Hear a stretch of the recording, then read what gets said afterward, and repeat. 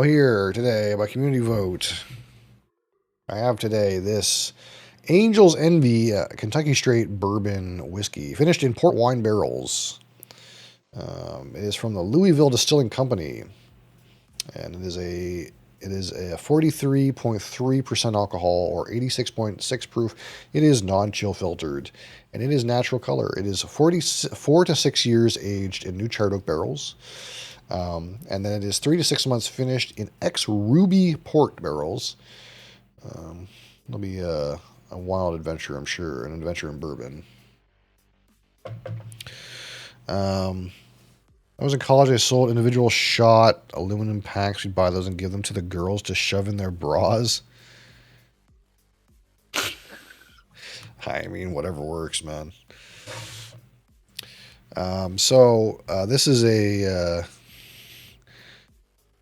This is a product from a company that was created by Wes and Lincoln Henderson. And if you don't know, Mr. Lincoln Henderson was the master distiller at Brown-Forman for 40 years. And he is responsible, well, I wouldn't say responsible, but he's instrumental in the creation of a lot of brands at Brown-Forman, including some we've talked about today, like Woodford Reserve, Gentleman Jack, Jack Daniel's Single Barrel. He was all around for these particular product innovations in Brown-Forman. Then he retired, and then his son Wes brought him out of retirement to create this brand, Angel's Envy. Some would say it's his masterpiece achievement. I don't know if that's true or not. I guess we'll find out. And of course, this guy is quite a famous guy. He's in the Kentucky Bourbon Hall of Fame and all of that. He's definitely a figure. He's also dead now. Unlucky. But this is his own personal brand that he created with his son.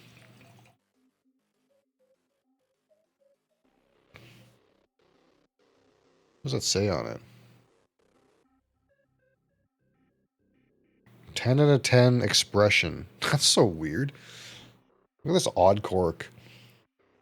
It says 10 out of 10 expression. It's trying to influence me.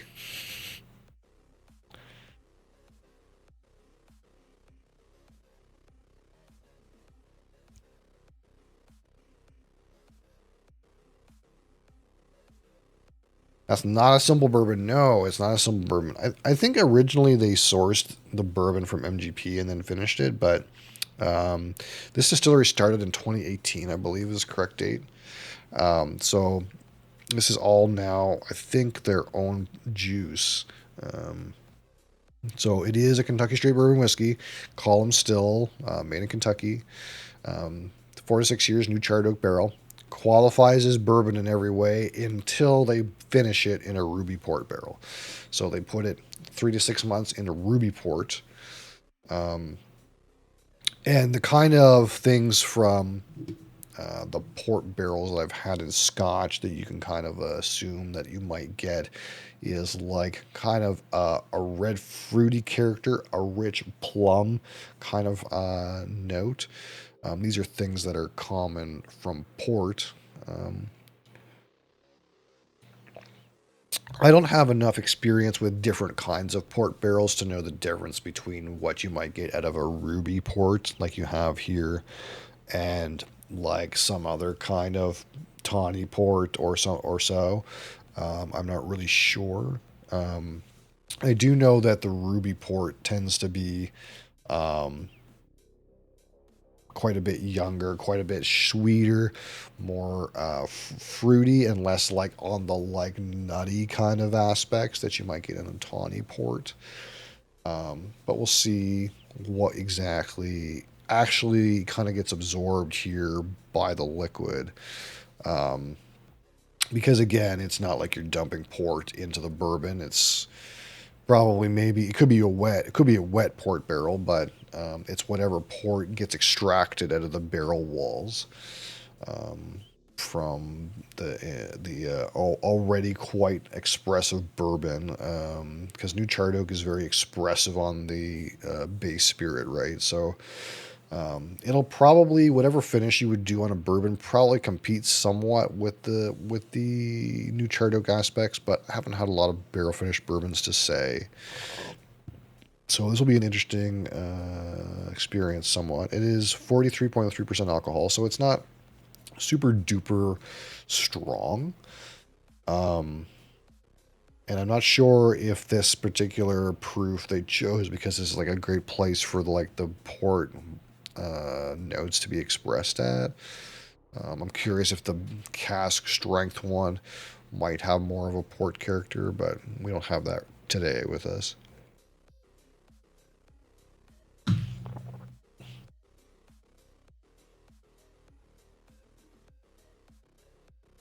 And this is natural. This is a natural color here. You cannot put E150 caramel coloring in bourbon. So this is the natural color of the liquid. 4 to 6 years, new charred oak, plus whatever color you would get 3 to 6 months in a ruby port barrel. But also this has been diluted from likely somewhere around 120 proof to 86 proof. So quite a bit of water has been put into this before it went into the bottle. So you can imagine this at cask strength would be quite a bit darker.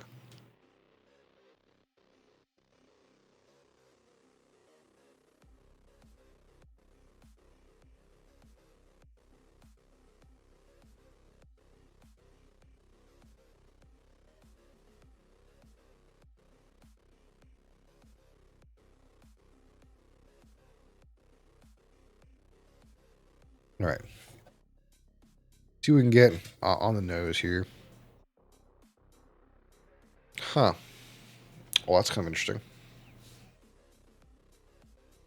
Oh, there's definitely a red fruit in it. I kind of like that. There's definitely like a strength, although it kind of feels more like a strengthening of the cherry, kind of like that standard bourbon kind of cherry note that you get in like Maker's Mark or a good amount of bourbons. They have a cherry, and this is kind of like a new Chardo cherry character. But to me, it's almost like more juicy. It almost feels like that cherry was reinforced by the ruby port cask. Like it's made more loud and more present, more sweet, more artificial, closer to like a cherry blasters kind of cherry.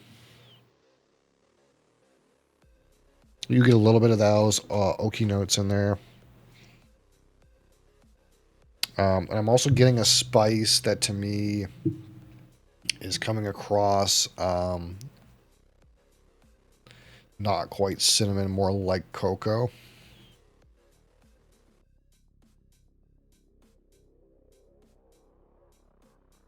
I'm also getting a note that I would maybe not great for some people, but I would equate to like shea butter.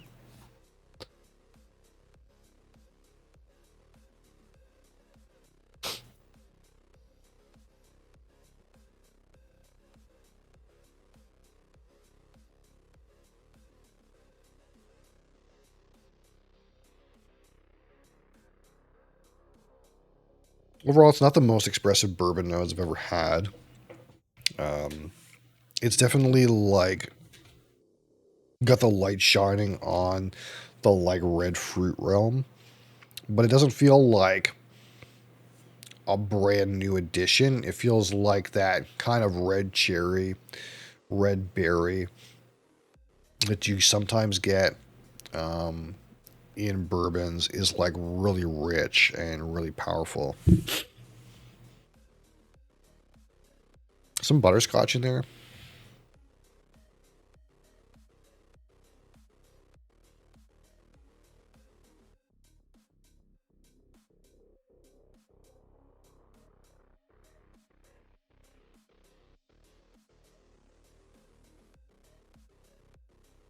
bottle looks like some of the maple syrup bottles they sell here. A little bit.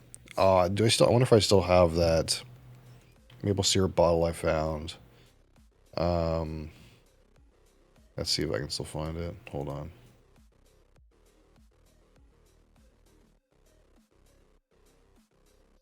It was a long time ago, but I might be able to still find it.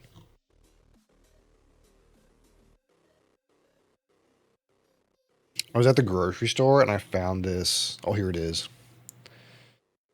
Um, I found this bottle. Um,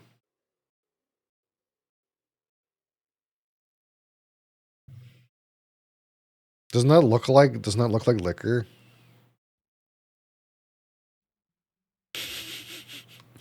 Grade A organic maple syrup. Amber rich taste.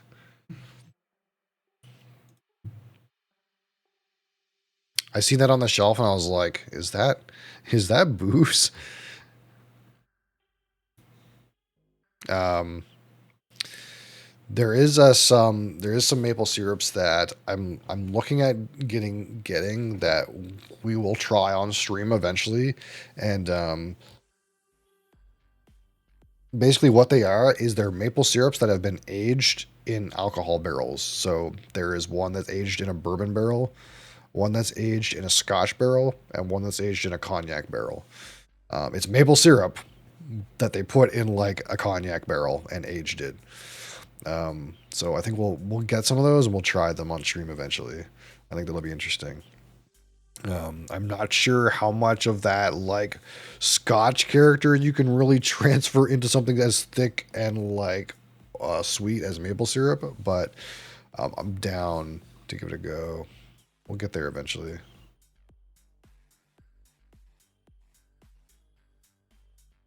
Yeah, good amount of oak hit on this particular, but there's like definitely like an overarching like the main note here is like artificial cherry, Swedish berry kind of red uh, fruit note. And that's like presiding over kind of a lot of typical bourbon notes like butterscotch, oak, some vanilla, a little bit of like cocoa.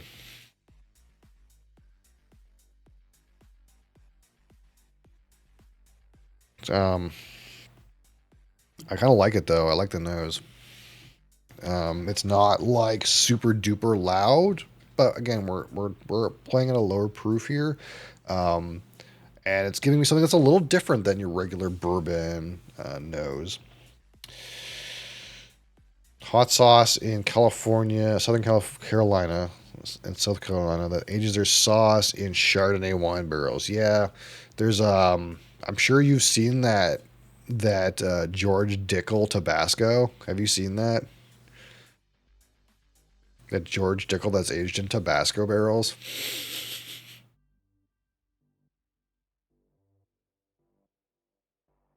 That's probably like fucking nasty.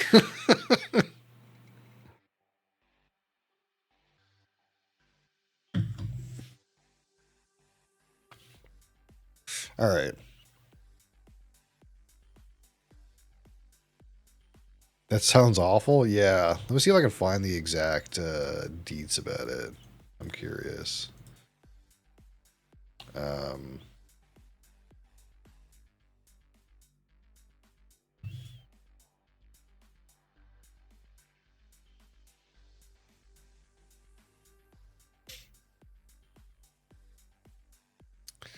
George Dickel Tabasco barrel finish.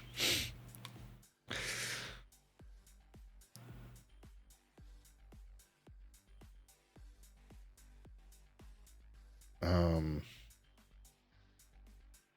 I'm trying to find one like a not shit. Oh, there's a fucking video review. I don't really want that. I can't find a good site about it, but there it is.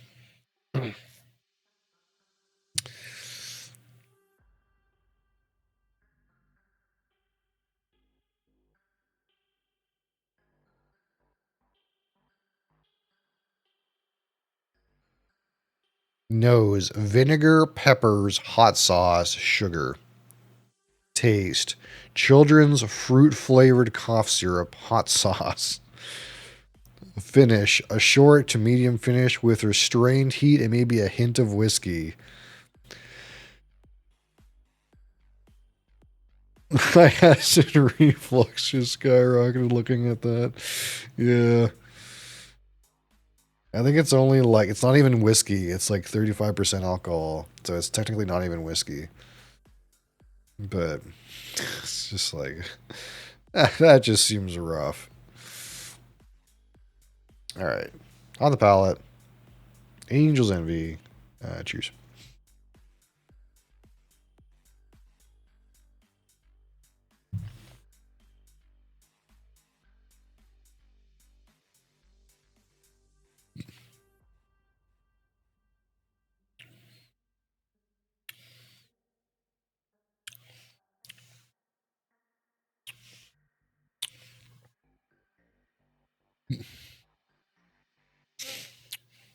Hmm. It's really smooth. I'll tell you that.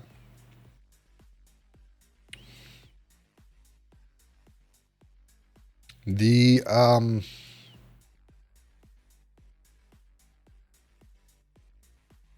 we'll try it again, but it's really hard to get the port out of that on the palate. Um, it's kind of weird. It's kind of like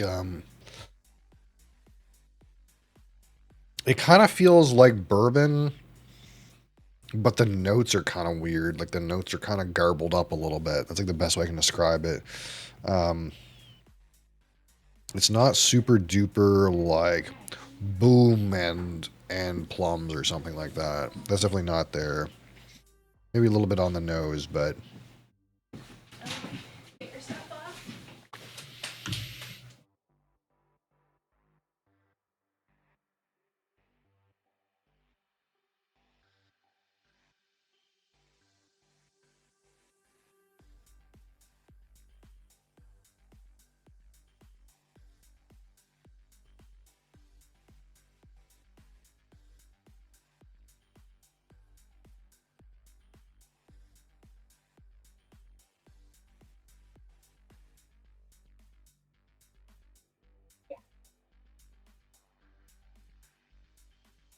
okay, it's definitely very sweet. But I'm having a hard time finding that port. Like it's a little it's done a little bit of something, but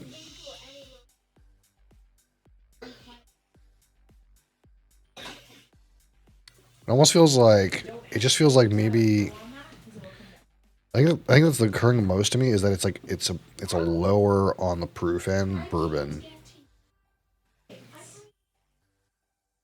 I've done so many bourbons recently that are so high proof that this one being a little lower is maybe like almost like the most um, non-standard thing about it for me right now.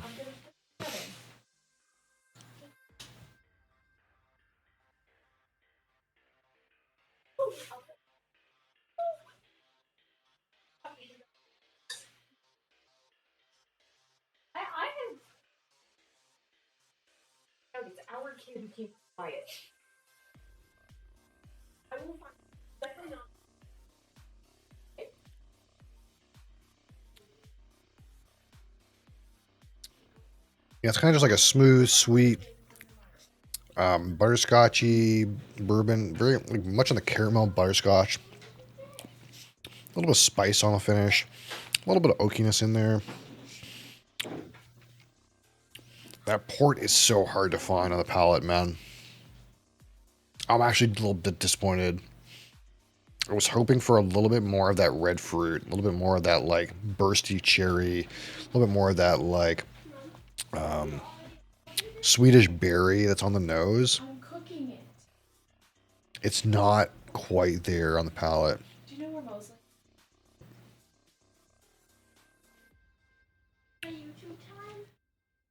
That being said, it's like it drinks pretty well. It's like pretty tasty. But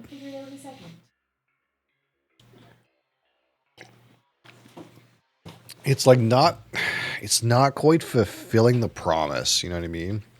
I think the promise here is like to get some of that real port influence, and it's there on the nose, absolutely. But I don't know if it's there on the palate. Ooh, it's rough. Maybe it needs time. Maybe it needs some air. I don't know. Maybe it's like fighting too much with the new charred oak notes right now. Um,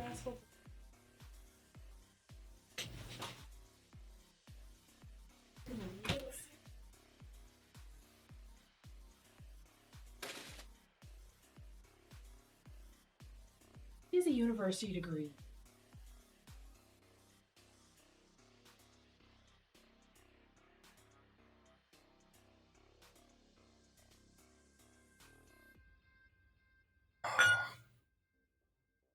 man,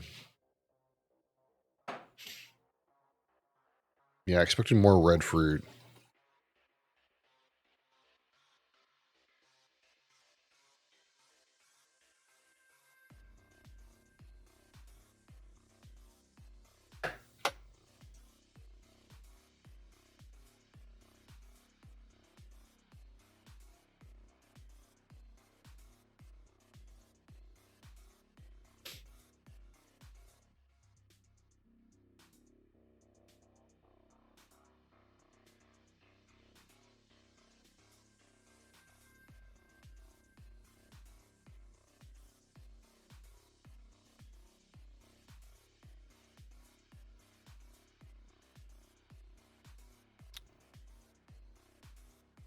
Ah, man, that's so hard to find.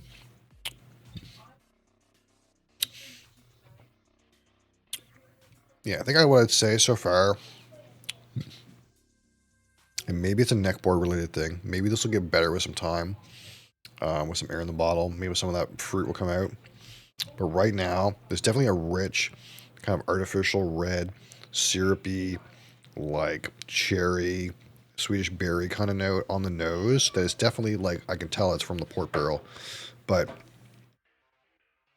it's really not there on the palate. I think it does something to the bourbon notes. They're like the bourbon notes seem very soft, like slightly remixed, but that could just be that we're playing at 83% or 43% alcohol, which is kind of quite low on the proof compared to the bourbons that I've had in recent memory, which are all like barrel proof and stuff like that. It could be that just there's a little bit more water in here, so that's kind of like changing the formula a little bit with how these bourbon notes come out. But I'd like to think the port barrel would have some play on the palate, like a little bit more than I'm getting right now. It's not quite doing it for me. Because again, I feel like when you look at this, the promise of this is, hey, this is bourbon with like a red fruit thing going on, like a real strong plum or fruity thing. I kind of really expected to find it in the mid palate. I expected in the mid palate to just get this plum thing or something, and I'm not getting it right now. Um, so in that way, it's failed. It's failed the promise to me, at least on the neck bore.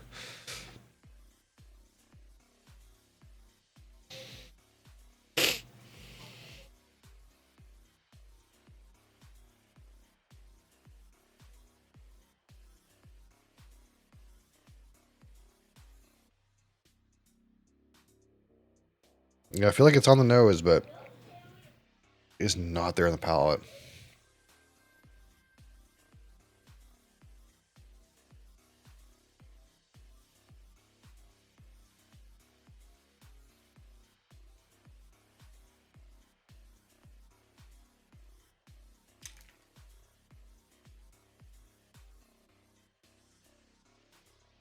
Yeah. Ah, man, I'm a little disappointed. I'm a little disappointed. Maybe if this was cask strength, you would get it. I'm trying to figure out what the problem is. Or maybe it just needs air. We won't riddle too much about it. It could just be it needs some air in the bottle. But right now, I'm like, straight up 2 red banks out of 5. It's really not doing it. It's not doing what I want. I expected more. I didn't expect that much, and I still expected more. Um, it's not. It's and the thing is though. I think at the end of the day is this is not a bad bourbon. Like it's a lot sweeter and more approachable than a lot of the bourbons that I've had recently. I'd like to put this head to head against some other bourbons. Maybe that'll help bring out the red fruit character. Is if we like do this in like a blind head to head or A/B compare or something like that. We might have a better chance of seeing that port barrel. But right now, it kind of just feels like a low proof, very sweet, approachable bourbon with a lot of fruit character on the nose, but it's just not present on the palate. Yeah,